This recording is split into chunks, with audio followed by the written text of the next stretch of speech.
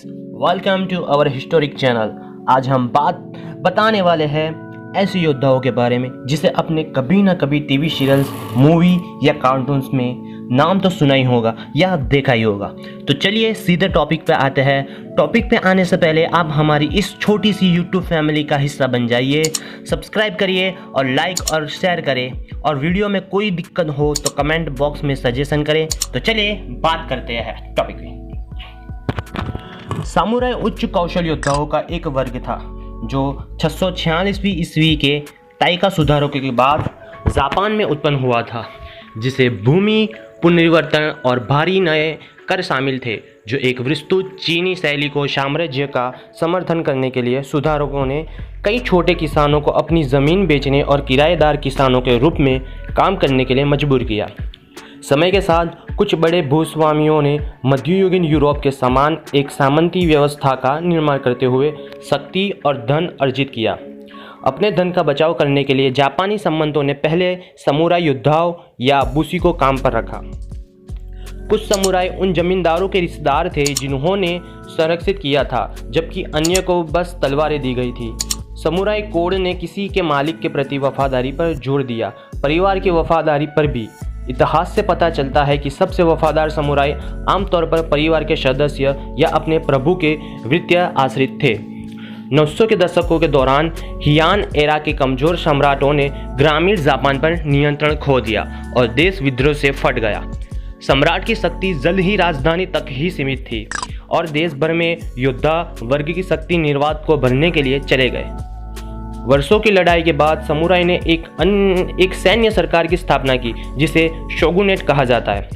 1100 के दशक के प्रारंभ में योद्धाओं के पास जापान के बहुत से सैन्य और राजनीतिक शक्ति दोनों थे।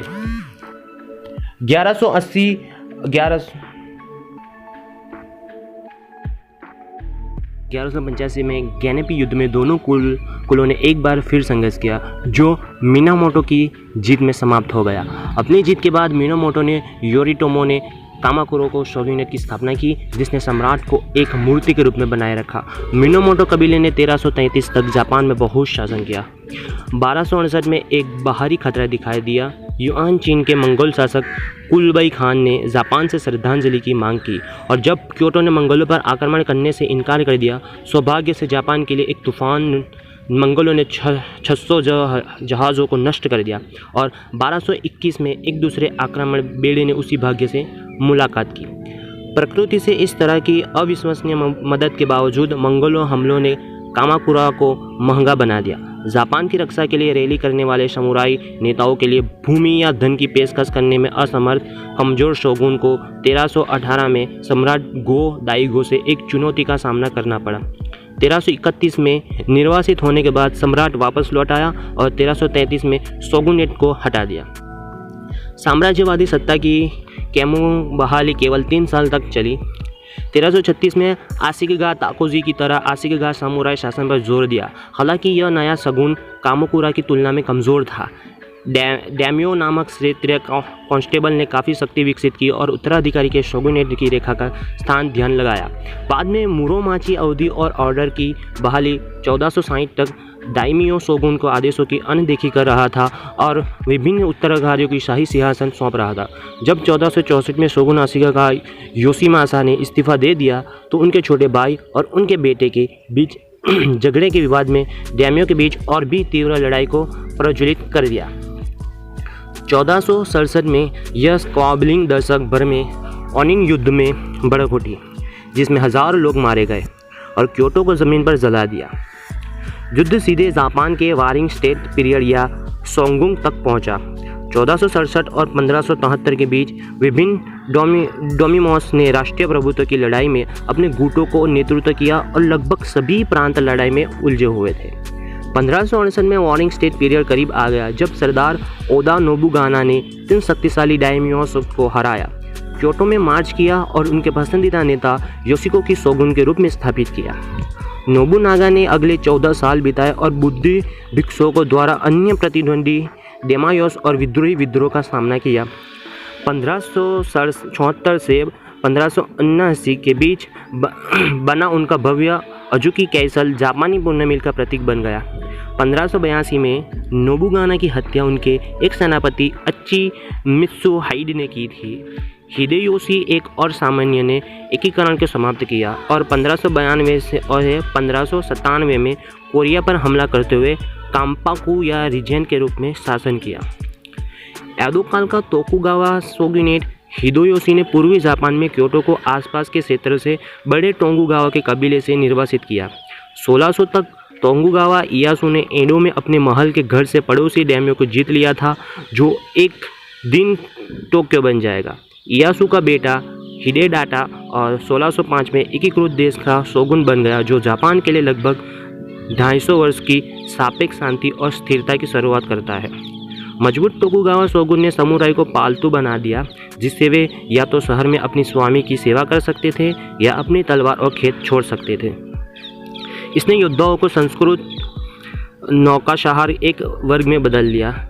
मीजी बहाली और समुराई की समाप्ति 1868 में मीजी बहाली ने समुराई के लिए अंत की शुरुआत का संकेत दिया।